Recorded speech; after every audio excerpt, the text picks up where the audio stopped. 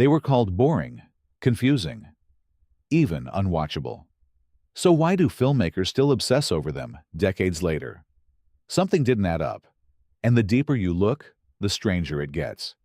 These 1970s sci-fi failures weren't just misunderstood.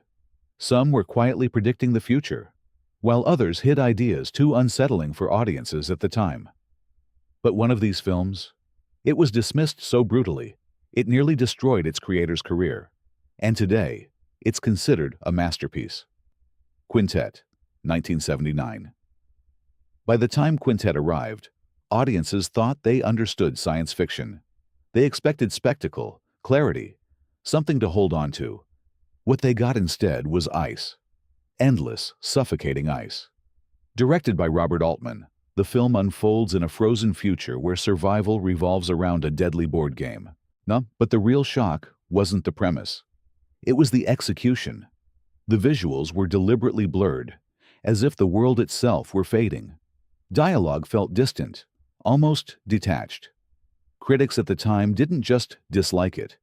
They rejected it outright, calling it cold, lifeless, and nearly impossible to sit through. But that lifelessness was the point. Altman wasn't telling a traditional story. He was building an atmosphere of decay, where humanity itself feels like it's slipping away. The film's quiet dread, its refusal to explain itself, and its hypnotic pacing now feel eerily modern. Today, Quintet is viewed as a bold experiment in mood and existential horror, far ahead of its time. What once felt empty now feels intentional. What once seemed unwatchable now plays like a warning whispered through frost. But The Man Who Fell to Earth, 1976. When audiences first saw David Bowie as an alien trapped on Earth, they expected answers. Instead, they got fragments, moments that felt disconnected, surreal, and deeply unsettling. The Man Who Fell to Earth wasn't structured like a normal film. It drifted. Scenes lingered too long, then vanished without explanation. Critics called it self-indulgent.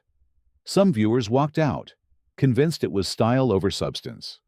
But buried inside that fragmented narrative was something far more disturbing. This wasn't just a story about an alien. It was about addiction, isolation, and the slow corrosion of identity. Bowie's performance, eerily detached, mirrors the way fame and excess consume him within the story. The film doesn't guide you. It abandons you, forcing you to feel the same disorientation as its protagonist. Decades later, that same structure is exactly why the film endures. Its dreamlike editing, emotional distance, and haunting imagery now feel intentional, almost prophetic. It captures a kind of loneliness that modern audiences instantly recognize. What once seemed incoherent now feels brutally honest. And what audiences rejected in 1976 is precisely what makes it unforgettable today. Logan's Run, 1976. At first glance, Logan's Run looked like flashy nonsense. A futuristic world where no one lives past 30.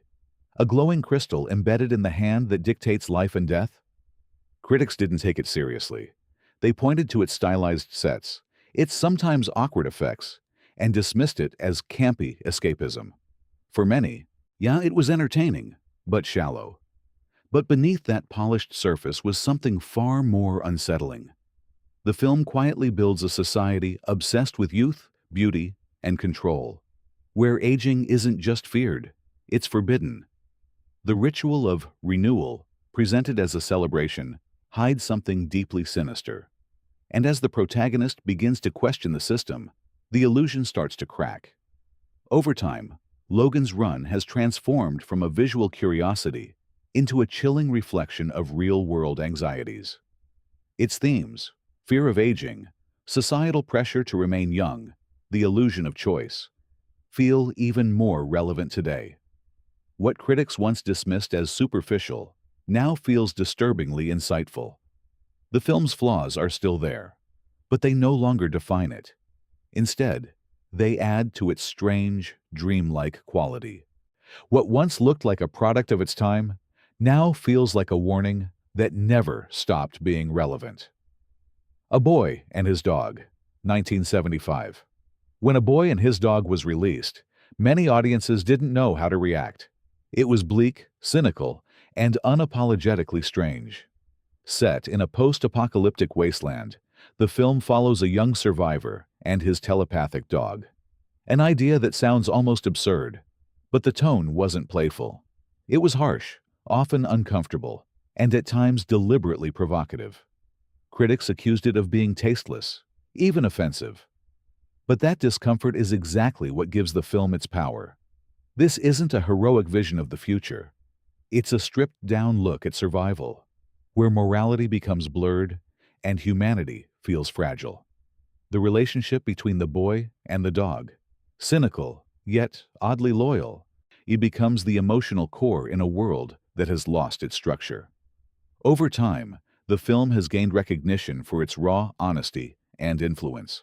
Its DNA can be seen in later dystopian works, especially in how it portrays desolation without romanticizing it. The ending alone, dark, unexpected, and deeply controversial, still sparks debate. What once repelled audiences now fascinates them. The film doesn't try to be liked. It challenges, unsettles, and lingers.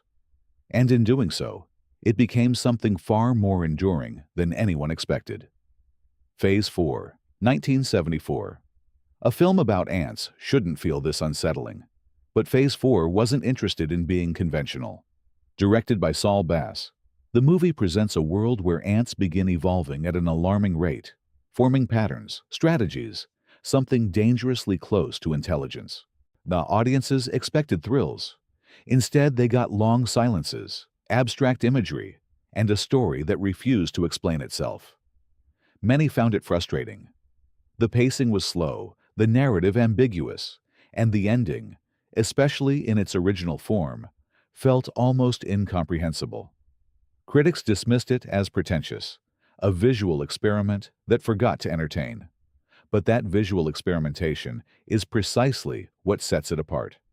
Bass, known for his groundbreaking design work, approached the film like a moving piece of art. The close-up photography of ants, the geometric patterns, the eerie sense of order, all create a quiet, creeping dread. Today, Phase 4 is seen as a unique blend of science fiction and visual poetry. It doesn't shout its ideas. It lets them emerge slowly, almost subconsciously. What once felt like a failure of storytelling now feels like a deliberate rejection of convention, and that makes it one of the most quietly disturbing films of its era. Zardoz, 1974.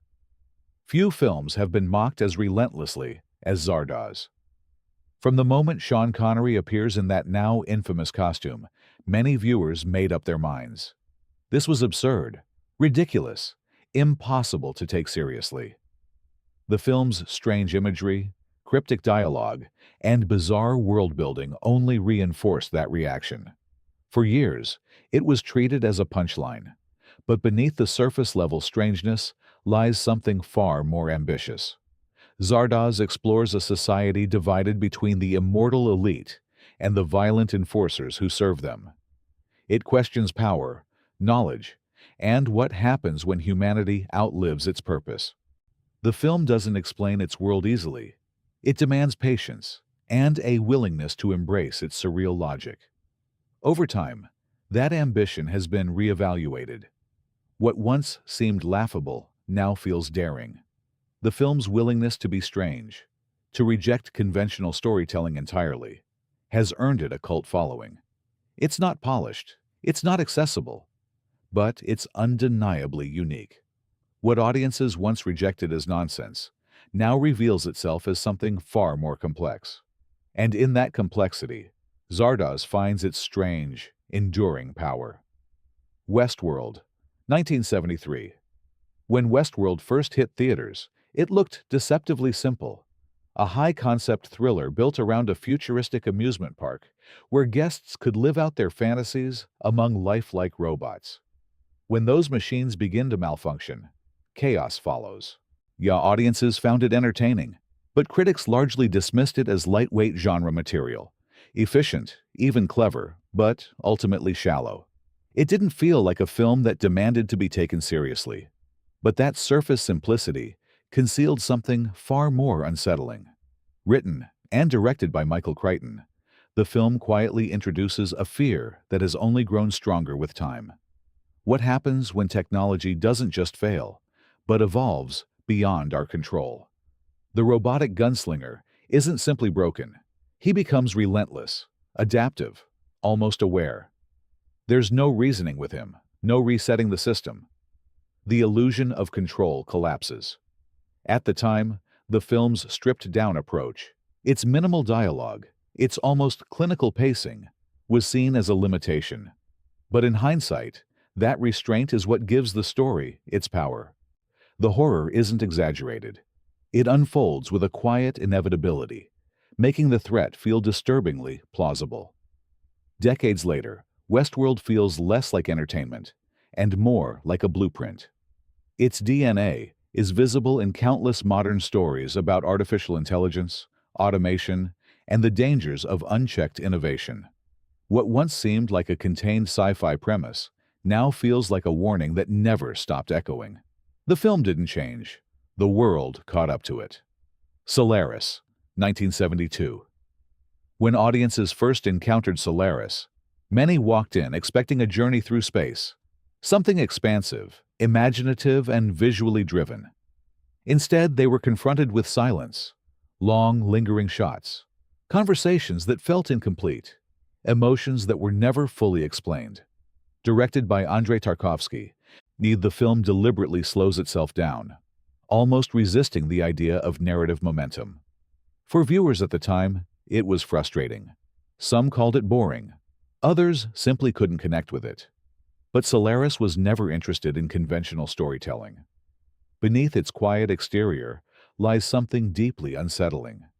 The planet itself doesn't invade or destroy, it reflects. It reaches into the minds of the characters, bringing back fragments of their past, forcing them to confront memories they would rather escape. There is no clear enemy. The conflict is internal, emotional, inescapable. Over time, this introspective approach has completely transformed the film's legacy. What once felt slow now feels meditative. What once seemed distant now feels intimate. Tarkovsky wasn't trying to entertain. He was exploring the weight of memory, your guilt, and human consciousness in a way few films ever attempt. Today, Solaris is regarded as one of the most profound works in science fiction, not because of spectacle, but because of its emotional depth.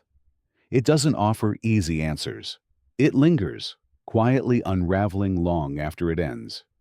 What once alienated audiences now draws them in, because the questions it asks never really leave you. Silent Running, 1972. At a time when science fiction was beginning to embrace scale and spectacle, Silent Running did something almost unthinkable. It chose stillness. The premise is deceptively simple. A lone man aboard a spacecraft, tending to the last surviving forests of Earth. No war, no grand mission, just preservation. For audiences expecting excitement, it felt uneventful, even dull. The absence of traditional conflict left many disengaged. But beneath that quiet surface lies a slow, emotional unraveling. Bruce Dern delivers a performance that becomes increasingly fragile, capturing the psychological toll of isolation and responsibility. His character isn't just protecting plants. He's clinging to the last remnants of something humanity has already abandoned. The small robotic drones, initially whimsical, evolve into something more poignant, companions in a world where human connection has all but disappeared. The film's environmental message, once considered niche or overly subtle, now feels strikingly urgent. It doesn't rely on dramatic speeches or overt warnings. Instead, it allows the emptiness, the vast silence of space, the loneliness of its protagonist, to carry the weight of its ideas. Over time, Silent Running has been reevaluated as one of the most emotionally resonant science fiction films of its era. Its restraint, once criticized, now feels intentional. Its simplicity, once dismissed, now feels profound. What audiences once overlooked as uneventful has become something far more haunting. Because in its silence, it says everything. The Andromeda Strain, 1971. There are no heroes in the Andromeda Strain, no dramatic rescues, no last-minute triumphs. When it was released, audiences expecting tension through action were met with something entirely different. Process. Scientists moving carefully, methodically, analyzing a threat they barely understand. The pacing felt slow, almost clinical. For many, it was difficult to engage with. It didn't feel like a story. It felt like observation. But that detachment is precisely what makes the film so effective. The threat, a microscopic extraterrestrial organism, is invisible, unpredictable, and completely indifferent to human survival. Every decision is calculated. Every error carries weight. The film builds tension not through spectacle, but through precision. It forces the audience to sit with uncertainty, to watch as logic and procedure become the only defense against something unknowable. At the time, this approach alienated viewers. It lacked the emotional cues and dramatic highs that audiences were used to. But, in retrospect, that restraint feels deliberate. The film's almost documentary-like style creates a sense of realism that makes the threat feel disturbingly plausible. Today, the Andromeda Strain is recognized as a pioneer of grounded, science-driven storytelling. Nay, its influence can be seen in countless films and series that prioritize realism over spectacle. What once felt distant now feels immediate, because the danger it presents doesn't feel fictional. It feels possible. THX 1138, 1971. Before George Lucas became synonymous with spectacle, he created something far more unsettling. THX 1138 strips science fiction down to its barest elements. A sterile world where individuality is erased, emotion is suppressed, and control is absolute. There are no grand visuals to distract you, no comforting narrative arcs, just an oppressive system that feels inescapable. When it was released, audiences rejected it. The film felt cold, distant, almost deliberately alienating. Its minimal dialogue, fragmented structure, and lack of traditional storytelling created a barrier that many couldn't cross.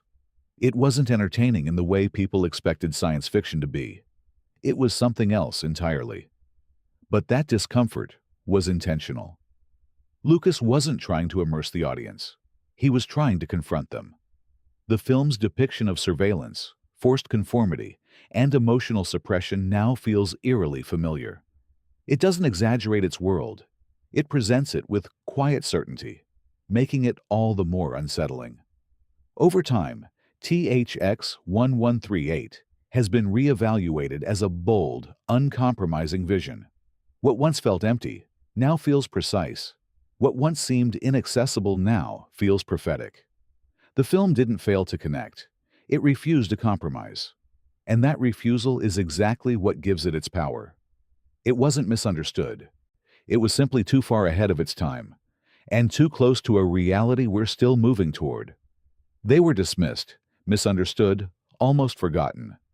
But time has a way of exposing what audiences miss. These films didn't fail. They challenged, unsettled, and predicted futures no one was ready to face. The real question is, how many unwatchable films today are hiding the same truth? And when we finally understand them, will it already be too late?